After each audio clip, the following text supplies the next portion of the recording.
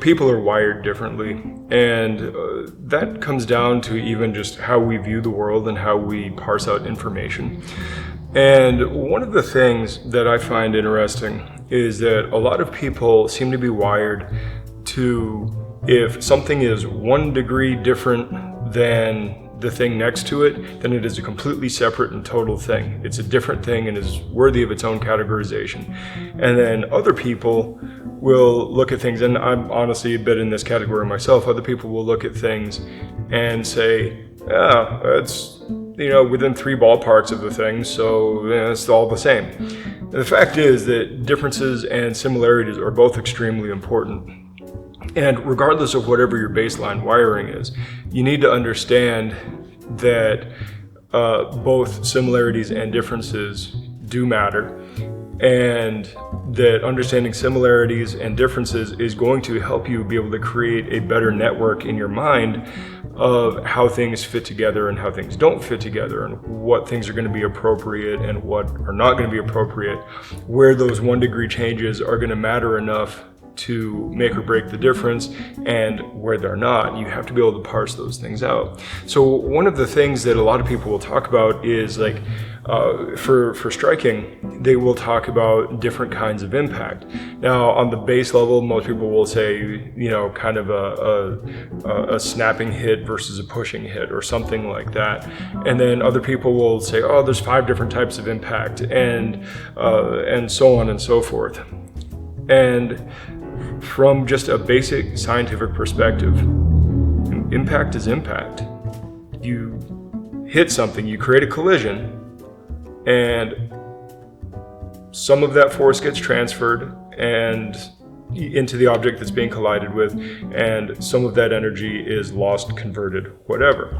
As far as what happens as a result of those 2 bodies colliding, those aren't different types of impact. Those are just consequences of the scenario going on.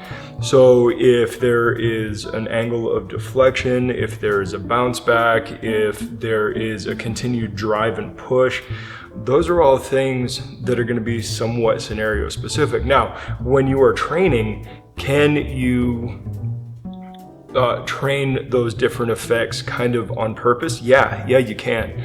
Learning how to ricochet off of an impact to create a secondary move or something is pretty valuable.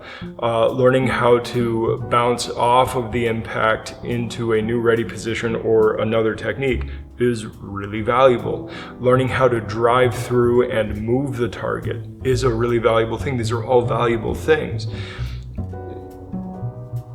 But the fact is that an impact is still just a collision of 2 bodies. That's it.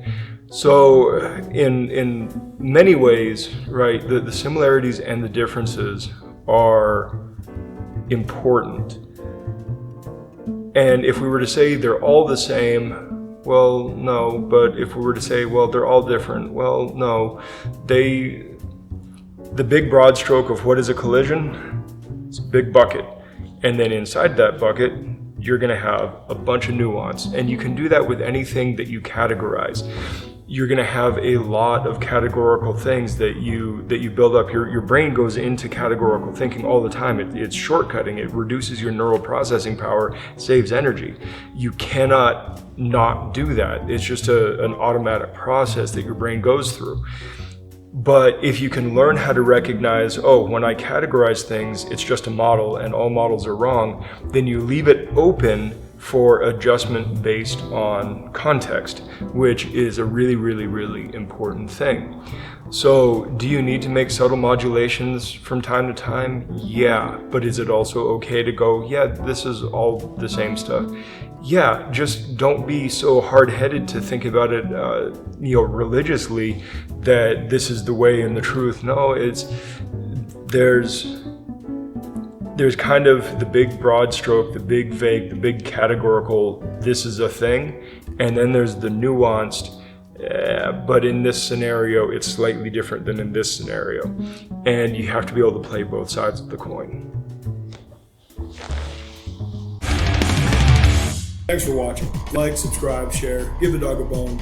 You can follow us on our other social media accounts, and if you really like us, you can head over to Amazon and buy a shirt. You can also go over to Gumroad and purchase some of our instructional courses. All of the links will be provided and also on our website. If you happen to be in the Phoenix area, we would love to meet you. Come drop in for a class, even just to chat. And if you're looking for a new home, we would be happy to have you. So until next time, good journey.